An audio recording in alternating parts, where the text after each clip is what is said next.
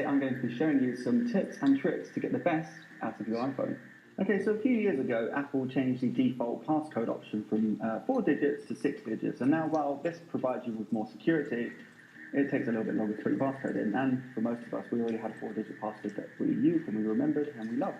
The good news is that you can revert back to the 4-digit setup.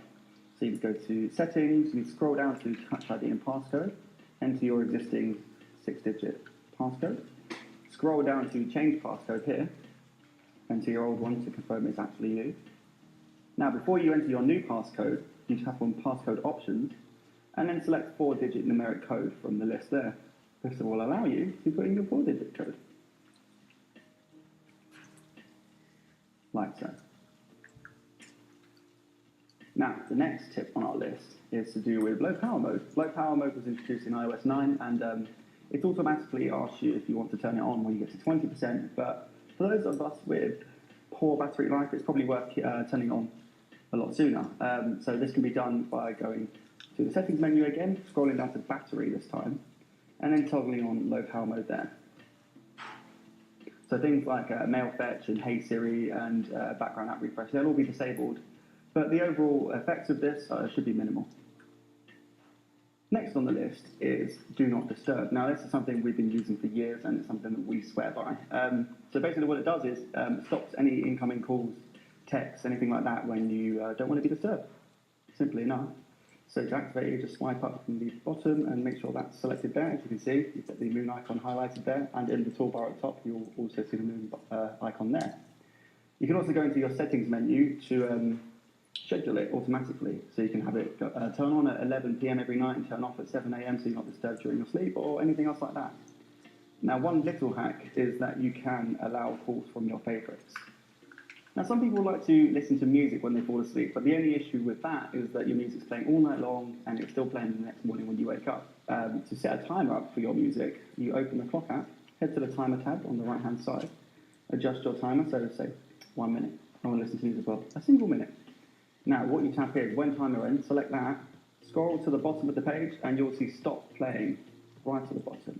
Now, if you select that, click Set, and then start that, and if you play music now, at the end of that minute, the music will stop automatically. So you can set this for like an hour, hour and a half, or however long it takes you to go to sleep, and then the music will turn itself off automatically. Now, with the latest update, it has Apple's introduced the ability to take photos in RAW mode. Now, this captures a lot more detail, a lot more information, and it gives you more options when editing, basically. Now, while this isn't supported via the official camera app, you can download a number of third-party apps that support it, and the one of our choice is Obscura, which is what we've got here. Now, you can open up the app, you can tap that, and you can go to RAW mode, which allows you to capture RAW images. Now, you don't want to use RAW all the time because the image size are around 11 MB on average compared to 1 to 2 MB for a JPEG. But if you have a really nice photo or you want to edit it specifically, it's a great option because it captures a lot more information than a standard compressed image. So while 3D Touch is a great feature of the iPhone 6s, 6s Plus and the 7 series, some people do find it a bit hard to use at first. Some people say that they're pushing down quite hard and it's not activating, and others are saying they're pushing down lightly and it's registering as a hard touch. And now that obviously depends on the amount of force that you use, but it can be tweaked slightly in the settings menu. So go to Settings, General, scroll down to Accessibility, scroll down until you see 3D Touch, and then from here you can change the sensitivity of the 3D Touch. You can make it light, or you can make it medium, which is the default, or you can make it firm. And then it also provides you with a sensitivity test below, so you can practice the peak and pop option. So let's put it on light. You see a very light tap is already there, very light, no pressure essentially, and that's already popped up. Whereas firm, I have to press quite hard to get that to pop up there.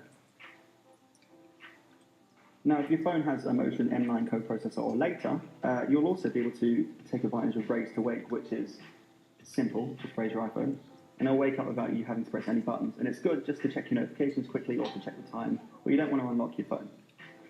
Now, for these last few tips, they're just for the iPhone 7, so just don't try this with any older iPhones because they probably won't work. Now, the first one is to how to change the home button feedback, because obviously it's 3D Touch enabled in the iPhone 7, it's not a physical button. So to do that, you click on Settings, you go to General, and then you scroll down to Home button, and then from here you can change the feedback that you get when you press the Home button from gentle, soft, which is 1, to quite a prominent hard feedback, which is number 3. Or you've got obviously number 2, which is the best of both worlds, and which is what most people tend to choose.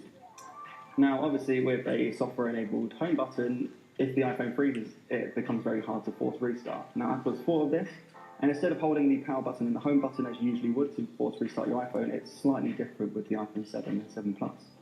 To force restart the phone, you simply need to hold the power button there and the volume keys on this side at the same time. And you see the phone goes off after a few seconds, and a few seconds later, it will pop up and it will restart. Our last tip is one just for the iPhone 7. I'm going to stress this again specifically because we do not want you to drop anything older than an iPhone 7 or 7 Plus into water. But with that being said, the iPhone 7 and 7 Plus are both water resistant for up to in 1 litre of water for up to 30 minutes at a time. Okay, so here we go. Just drain that off, wipe the display down a little bit.